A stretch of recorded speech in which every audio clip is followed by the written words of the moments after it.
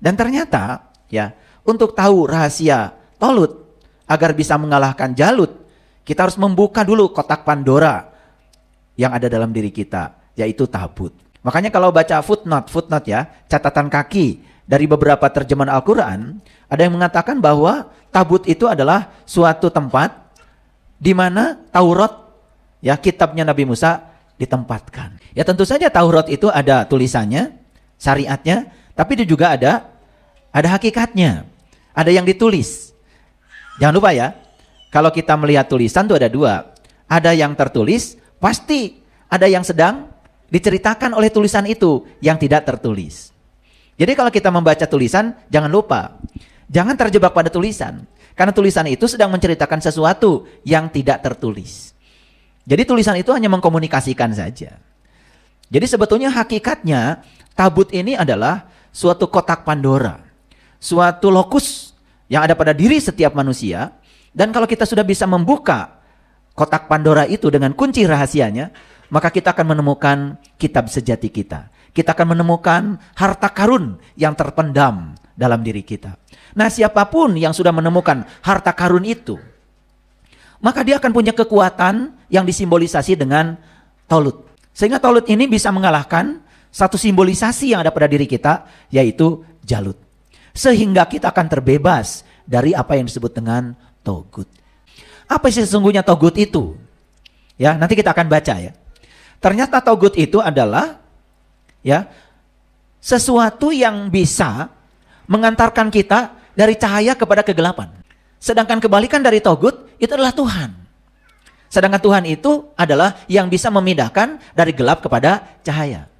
Jadi yang memindahkan dari terang kepada gelap itu Togut.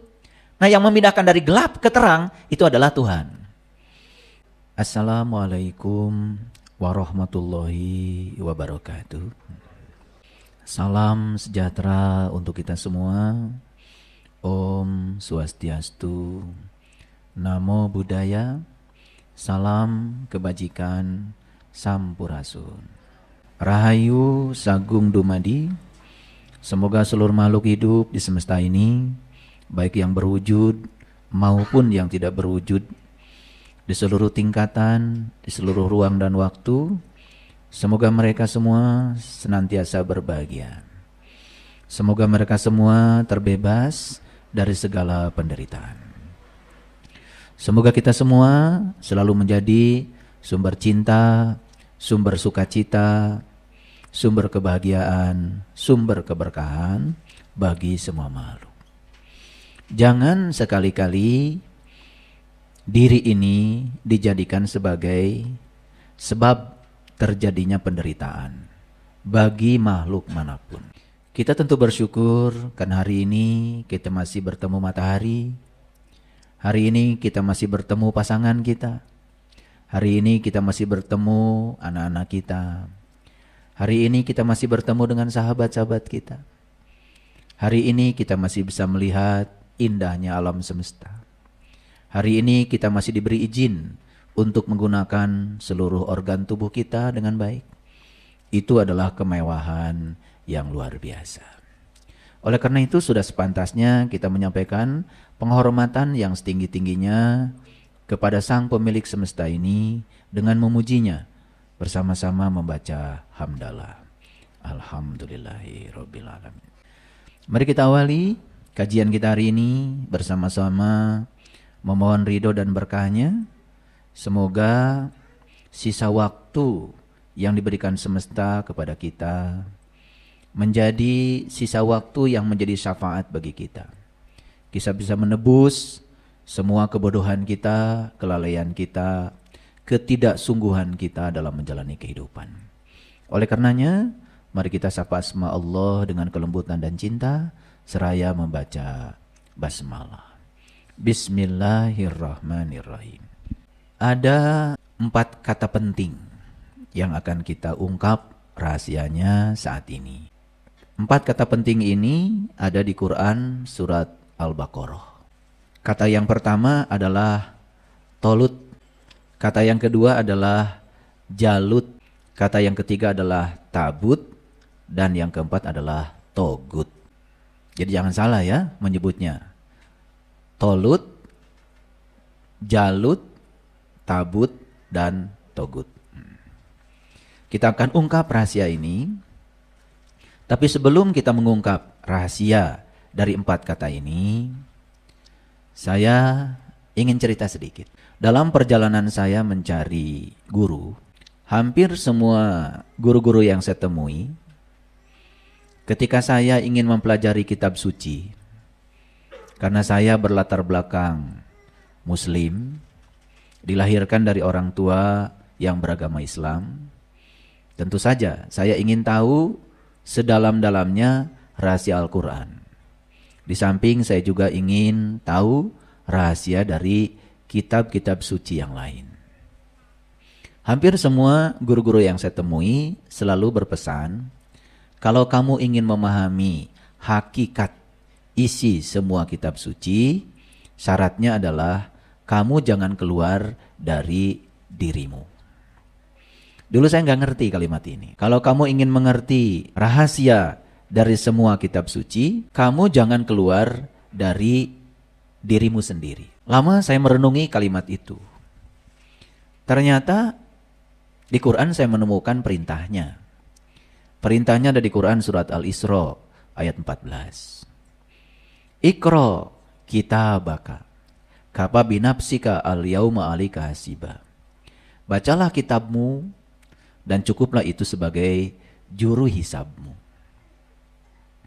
Jadi ternyata Quran sendiri mengajarkan kepada kita ini harus terampil membaca kitab diri kita. Makanya kitabnya adalah kitabmu. Saya cari berbagai referensi tentang kata kitab. Apa sih kitab itu? Banyak sebetulnya definisi tentang kitab. Salah satunya yang saya kagumi, banyak sekali leluhur kita mengatakan bahwa kitab suci tertua yang ditulis Tuhan dengan tangannya sendiri adalah tubuh kita. Itu juga dulu saya tidak mengerti.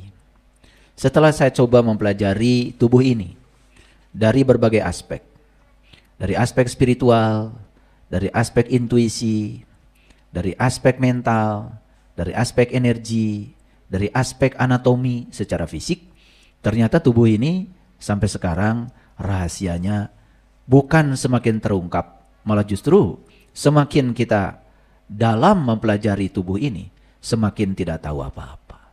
Terbukti sekarang dunia kedokteran semakin banyak dokter spesialis. Ternyata bukan semakin selesai urusan tubuh, malah penyakit pun semakin banyak. Jadi artinya memang orang-orang bijak sering mengatakan bahwa pusat semesta itu ada dalam diri kita. Itu tidak salah. Karena ternyata tubuh kita ini semacam miniatur dari alam raya. Maka sering disebut dengan alam mikroskopik. Dan alam semesta ini disebut alam makroskopik. Tapi ada juga yang membalikan. Justru yang makro adalah tubuh. Yang mikro adalah alam semesta. Itu sekedar pendapat. Tetapi yang paling penting itu kita paham semua yang kita katakan. Setelah kita menyelam lebih dalam lagi ke dalam diri, ternyata betul. Semua yang ada di alam semesta ini ternyata ada di dalam diri kita. Makanya Allah di Quran pun mengatakan segala kebutuhan tentang hidupmu sudah disediakan di dalam dirimu. Jadi semua kebutuhan hidup itu sudah disediakan di sini. Sayang sekali kita mencarinya malah justru keluar, padahal bekalnya sudah disediakan di dalam. Nah, kenapa lalu orang-orang sering mengajarkan kepada kita, cobalah meniti ke dalam diri. Mungkin juga banyak yang belum mengerti kata-kata itu. Sekedar mendengar lalu mengulang-ulang yang dikatakan. Lalu Allah sendiri yang mengatakan dalam Al-Quran. Beliau sendiri yang mengatakan, aku bentangkan kebesaranku di segala ufuk. Dan yang paling penting, aku bentangkan kebesaranku pada dirimu sendiri. Dan siapa yang menemukan rahasiaku di dalam dirinya, maka dia menemukan kebenaranku. Begitu dalam Al-Quran. Rasanya saya sering sekali menyampaikan statement ayat ini. Tapi saya perlu mengulang lagi supaya lebih panas pikiran kita. Karena pikiran ini memang perlu pemanasan dulu. Supaya saat mendapatkan pengetahuan baru, itu bisa gampang untuk menerimanya. Berdasarkan statement-statement tadi, kemudian saya mencoba meniti ke dalam. Dalam proses perjalanan spiritual saya bersyukur sekali ada satu episode dalam perjalanan hidup saya, di mana saya pernah membaca berulang kali satu karya sastra yang sangat luar biasa, namanya Mahabharata. Pertama kali saya membaca kitab Mahabharata itu, awalnya saya terjebak, saya menganggap itu cerita sejarah masa lalu, dan semua tokoh-tokoh yang dihadirkan itu seakan-akan tokoh-tokoh yang pernah hidup di masa lalu. Tapi begitu saya coba bertanya kepada para ahli yang mengetahui rahasia kitab itu, ternyata mereka mengatakan itu karya sastra. Saya kagum sekali dengan penulisnya karena bisa menghadirkan semua tokoh di dalam cerita Mahabharata itu yang menggambarkan tentang totalitas semua karakter dan profil manusia yang hadir di kehidupan ini. Kita kenal ada tokoh Pandawa dengan karakternya. Kita kenal ada tokoh Kurawa, ada tokoh-tokohnya juga. Pandawa kita kenal ada 5 ya. Nah, Kurawa kita kenal ada 8 tuh. Ada 8 tokoh itu. Dan ternyata interaksi antara Pandawa dan Kurawa pun di situ menghadirkan tokoh-tokoh lain. Ada karakter Bisma, ada karakter Dorna, ada karakter Sangkuni. Wah, saya kagum sekali.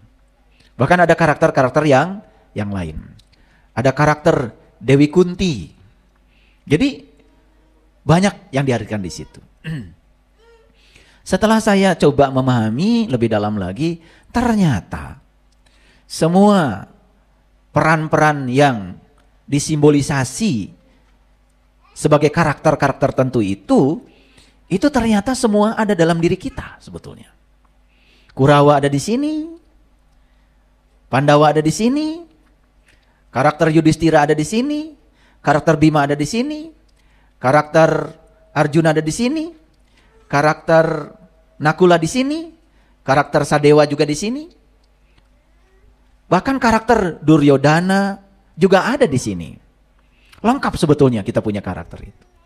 Jadi saya sangat kagum sekali dengan penulis karya sastra hebat yang namanya Mahabharata.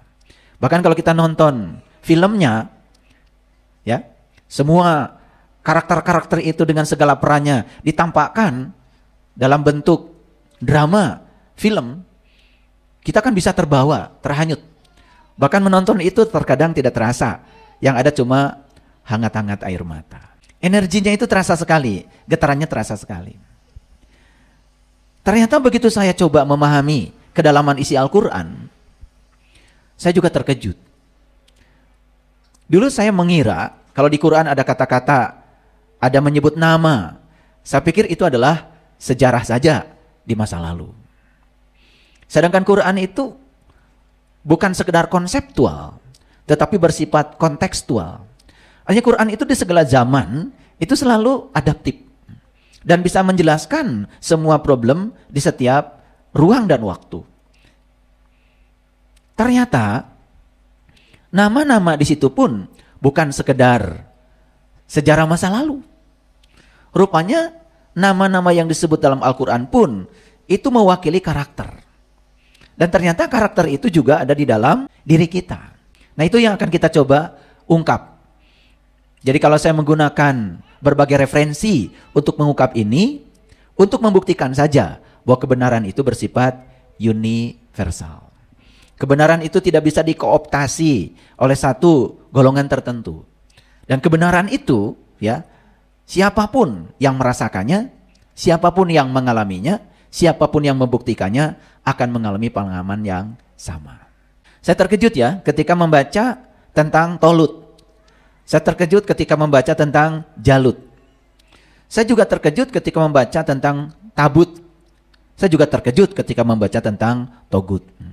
Jadi kalau kita baca secara mendalam dalam konteks gramatikal, dari konteks hubungan kalimat, ternyata bukan sekedar cerita tokoh sejarah di masa lalu, tetapi ini mengungkapkan tentang karakter-karakter yang kita miliki di dalam diri kita. Tolut yang digambarkan dengan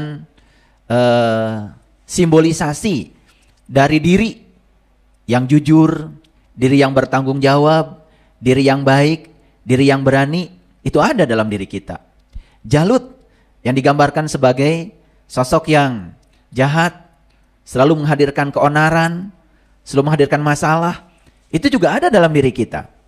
Dan ternyata ya, untuk tahu rahasia Tolut agar bisa mengalahkan Jalut, kita harus membuka dulu kotak Pandora yang ada dalam diri kita, yaitu tabut. Makanya kalau baca footnote ya, catatan kaki dari beberapa terjemahan Al-Quran, ada yang mengatakan bahwa tabut itu adalah suatu tempat di mana Taurat, ya kitabnya Nabi Musa, ditempatkan. Ya tentu saja Taurat itu ada tulisannya, syariatnya, tapi itu juga ada hakikatnya, ada yang ditulis.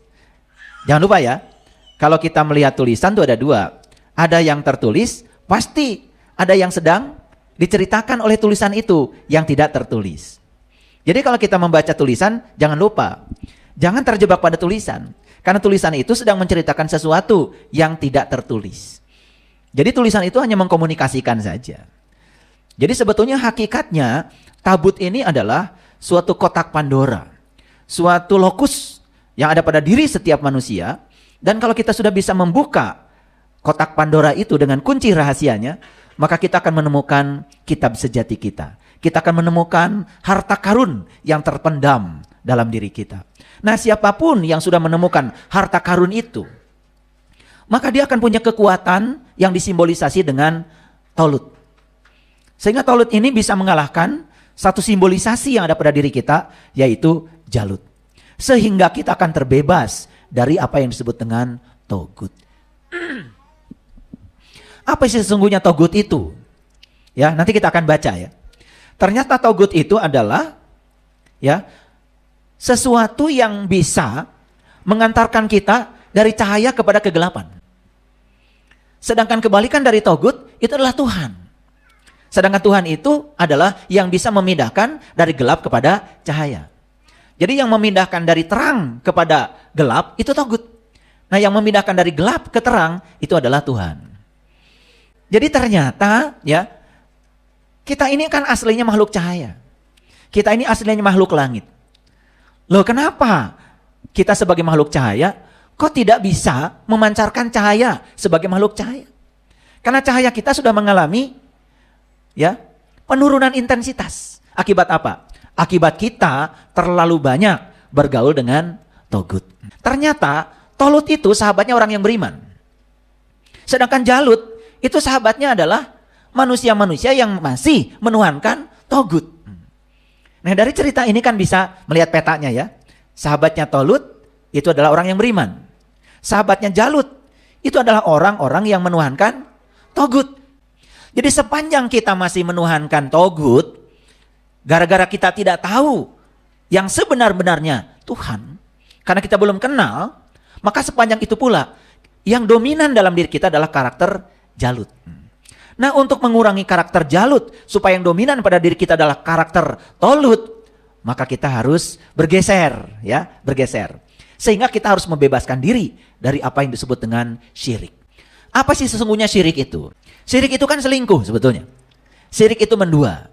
Dan kenapa orang bisa syirik? Ternyata syirik itu penyebabnya adalah karena kita tidak tahu yang sebenarnya. Makanya sepanjang kita tidak tahu yang sebenarnya, maka kita akan selalu mempersepsi tentang yang sebenarnya itu dengan persepsi kita. Makanya segala hal atau segala persepsi tentang Tuhan, itulah sebetulnya yang disebut dengan Togut. Yuk ya, kita sekarang kembali ke belakang. Kenapa Nabi Muhammad mengatakan awalnya agama adalah ma'rifatullah.